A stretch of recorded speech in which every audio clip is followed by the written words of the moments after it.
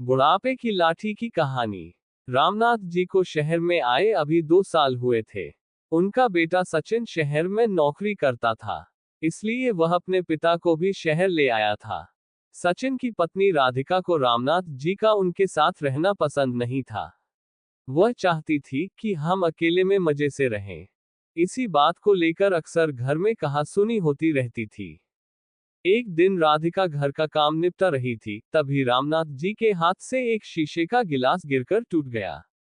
राधिका को बहुत गुस्सा आया। वह बोली, बाबूजी, आपको दिखाई नहीं देता कि मैं सारा दिन घर का काम करती रहती हूँ और आप नुकसान करते रहते हैं।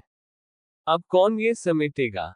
राधिका की बात सुनकर रामनाथ जी बोले, बेटी मैं साफ कर देता हूँ। उद्धरण उद्धरण। ये कहकर रामनाथ जी कांच के टुकड़े समेटने लगे। तभी एक कांच उनके पैर में चुभ गया। खून की धार फूट पड़ी। रामनाथ जी ने किसी तरह कांच का टुकड़ा पैर से निकाला और बहू को आवाज दी।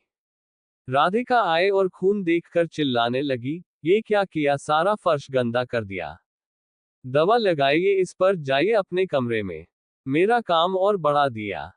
रामनाथ जी लंगड़ाते हुए अपने कमरे में पहुंच गए। सामने टेबल पर उनकी पत्नी की फोटो रखी हुई थी। उसे देखकर उनकी आंखों में आंसू आ गए। जब वह जिंदा थी तो रामनाथ जी को कभी एक गिलास पानी नहीं लेने देती थी। उनका बहुत ख्याल रखती थी। शाम को जब सचिन घर आया तो राधिका ने उसे सारी बात बता दी। सचिन पापा के कमरे में गया और बोला, पापा, मुझे लगता है आपको यहाँ लाना ही नहीं चाहिए था। आप एक जगह चैन से बैठ नहीं सकते क्या?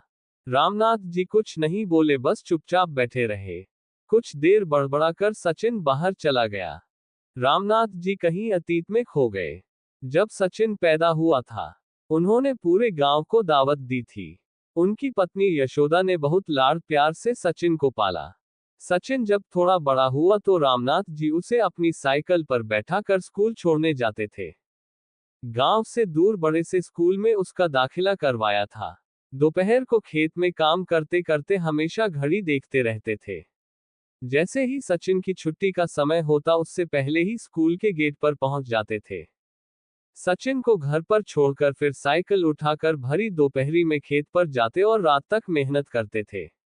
सचिन जब 5वीं 8वीं क्लास में आया तो एक दिन अपने पिता से बोला, पिताजी, आप मुझे स्कूल छोड़ने मत जाया करो। मेरे सारे दोस्त मजाक उड़ाते हैं।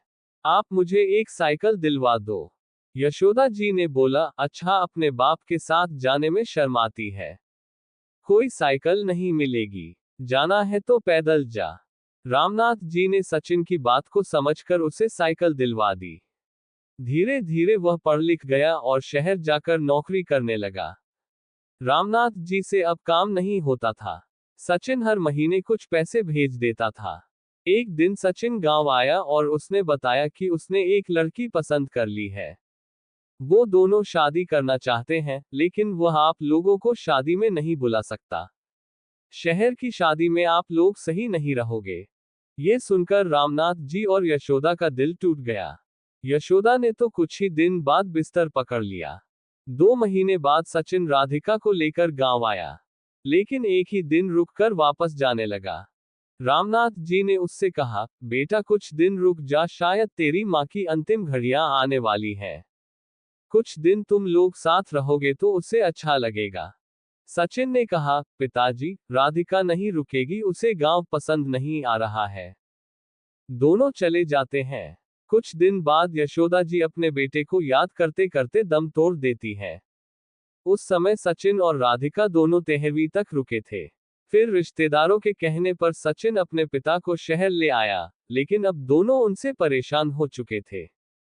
रामनाथ जी को अब कोई ठिकाना भी नहीं था। गांव का मकान और खेत सचिन ने बेच दिए थे। उसी पैसे से उसने एक फ्लैट खरीदा और किराए के मकान से उसमें आ गया था।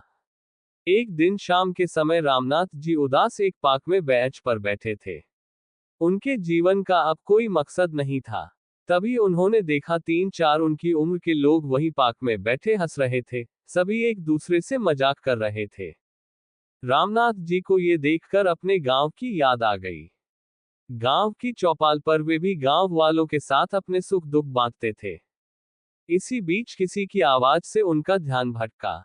उन्होंने नजर उठाकर देखा तो उनमें से एक सज्जन उनके सामने खड़े थे। वे रामनाथ जी से बात करने लगे। उन्होंने अपना नाम राजेंद्र बताया। उन्होंने कहा, आप भी बहू बेटे से परेशान हो? रामनाथ जी ने कहा, नहीं नहीं, ऐसी कोई बात नहीं है। ये सुनकर राजेंद्र जी हंसने लगे, अरे भाई, हमसे कुछ छिपा नहीं है। हम सब भी अपने घर वालों से परेशान थे, लेकिन आज देखो हम कितने मजे में हैं। यहीं पास में एक आश्रम है, वहीं रहते हैं। जो मन में आए वो करते हैं, जहां जाना हो जाते हैं। वहां बड़े प्यार से नौजवान हमारी सेवा करते हैं।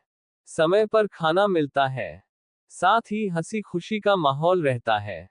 छोड़े इस उम्र में अपनी बेइज्जती करवाना, आ जाओ हमारे संग। ये सुनकर रामनाथ जी की आंखों से आंसू बहने लगे। राजेंद्र जी ने बाकी सबको भी बुला लिया। फिर वे रामनाथ जी को आश्रम दिखाने ले गए। वहां सब खुशी खुशी रह रहे थे। वहां उन्हें कुछ लड़के लड़कियां मिले जो वहां सेवा करते थे। उन्होंने बहुत प्यार से रामनाथ जी की सारी बात सुनी और उनसे कहा, दादाजी आप हमारे आश्रम में आ जाइए, यहाँ हम आपकी इतनी सेवा करेंगे कि आप अपना दर्द भूल जाएंगे। रामनाथ जी के लिए ये सब बिल्कुल अलग था। गांव में तो ऐसा कुछ नहीं था। अगले दिन वे अपना सामान लेकर घर से चल दिए। उन्होंने सचिन और राधिका को कुछ नहीं बताया और आश्रम पहुंच गए। वहां जाते ही उनका स्वागत हुआ। अब वे वहीं रहते हैं।